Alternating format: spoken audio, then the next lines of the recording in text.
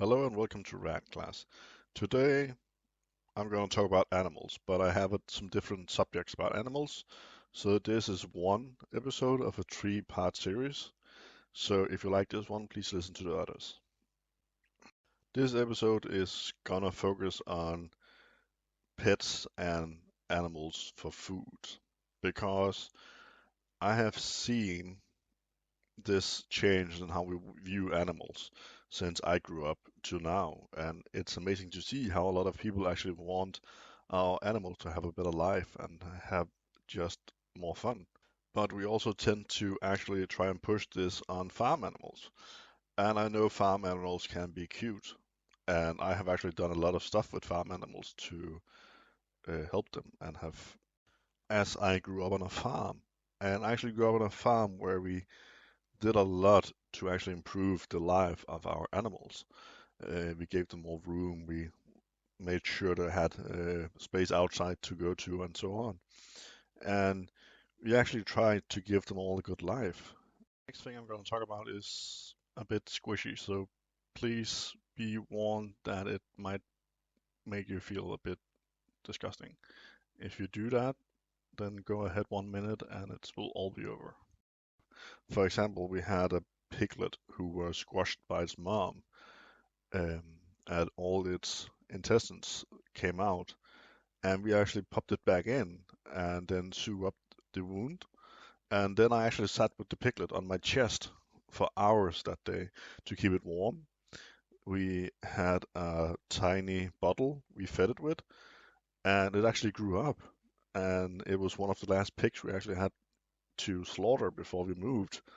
And every time we came out into the pigs, it always went up to the bars and began trying to get our attention. And it would get mad at my dad if he didn't rub it a bit on its head. So I do love animals and I do think they should have a good time. But we also have to remember there's a difference between the pets we have at home and the animals at a farm. And the reason there is a big difference is because one of them is a pet, the other is a food animal. But that's not saying that we can't improve the life of a food animal, because a lot of them have a terrible life. But we as consumers need to actually want to pay more for our food if we want the animals to have a better time. And we need to be able to say that the farmers should get a bigger cut of the money. As I kind of cover in one of my other podcasts about farming, the farmers get almost nothing for what they produce. It only just cover costs basically. And that means that a lot of farmers don't have the money or time to actually improve the livestock's life, and they have to force more animals into the same space to be able to try and make some money. And that is where we could improve a lot by legislations and by buying locally food produced food or stuff like that. And that will help our food animals because I do believe that they should have a better life. And a lot of people told us that our animals actually tasted better than the meat they bought in the supermarket because our animals actually had time to run outside and have fun outside. They had room to move on. They were crammed uh, in a tiny hole. So we actually did that from the start because my dad wanted the animals to have a good time. We redid the entire farm so there was more room for the piglets and the moms, and that is something that I still think is something we need to achieve today. And some farms have been able to do it on their own and making the life of food animals better. But a lot of them still need to do that or achieve that.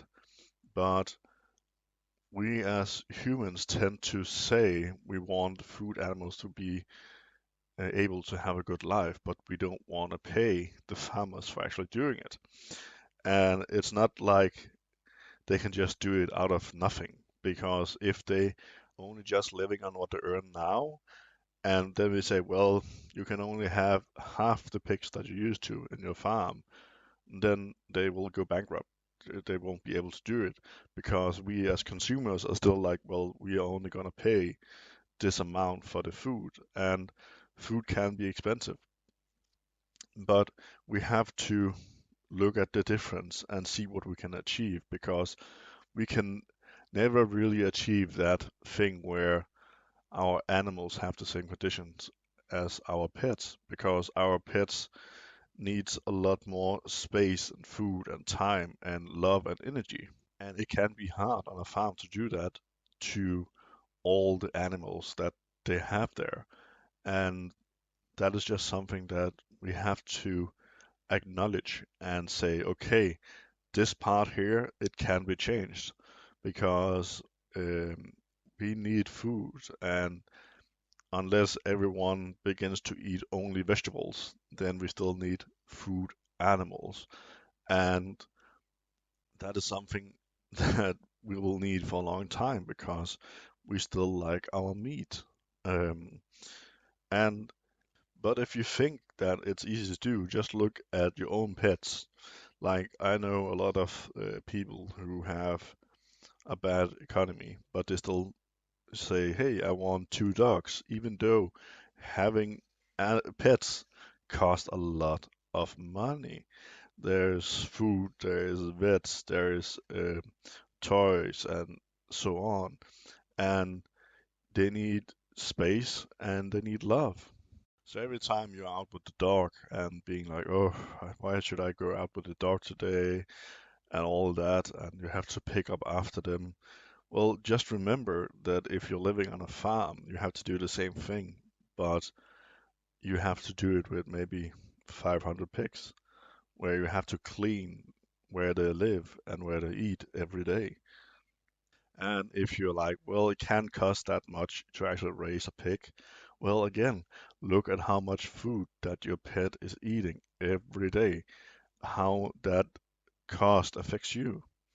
And it's important to remember when we have pets that they need love and space, and they need a lot of it, and so does farm animals.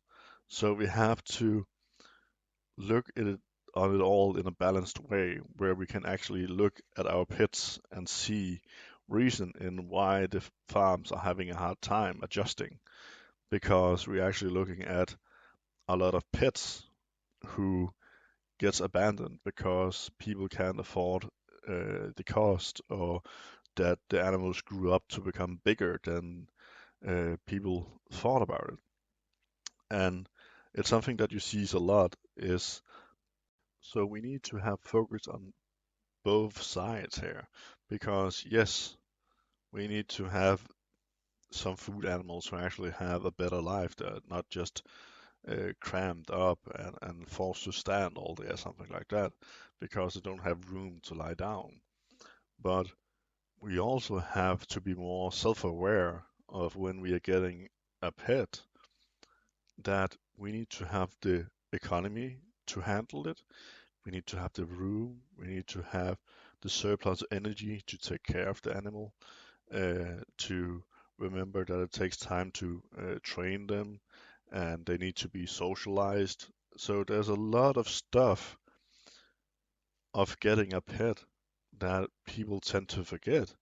But even though they tend to forget that, they're still going out and saying that farm animals should have a better life.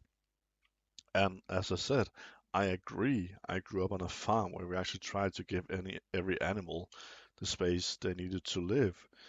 And it's just horrible to see people just abandon pets because pets, when we take them in, we they open out their hearts for us, and we then break their heart when we just give them away. And it's terrible, and it's something that we really need to think about.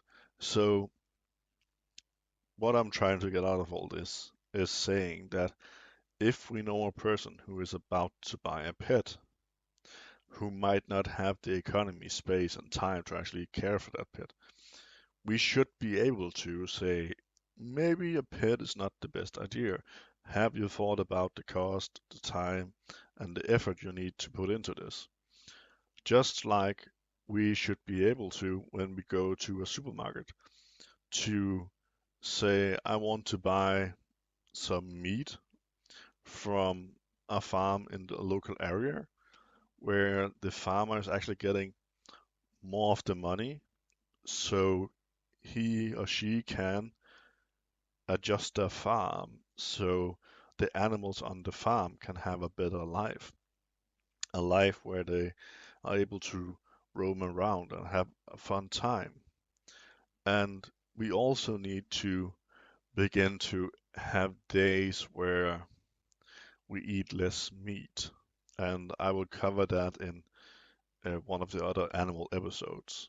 So I do hope that you go away with an idea about what you need to remember about pets when you take them home and what you can do to actually help farm animals get a better life by buying locally, making sure that the government set up some laws to ensure that the farmers actually get a decent cut of the pay, and then the politicians as well say, well, animals need to have this sort of space, they need to be able to do this, um, and then eat a bit less meat.